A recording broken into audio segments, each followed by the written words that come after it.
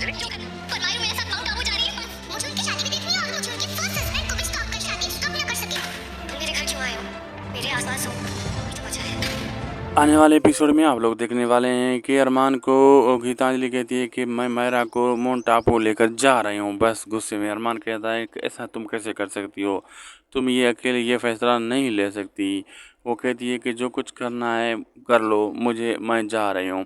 तो इतनी देर में मायरा भी आ जाती है। मायरा कहती है नहीं, मुझे नहीं जाना, मुझे ये शादी भी देखनी है और क्यूट आंटी के फर्स्ट जो है ना हस्बैंड को भी स्टॉप करना है कि वो शादी स्टॉप ना कर सके और मुझे नहीं जाना। और दूसरी तरफ ये दिखाया जाता है कि अबीरा जा रही थी अपने घर, हम अरमान भी वहाँ पहुँच जाता है और उस अबीरा कहती तुम मेरे आसपास क्यों हो।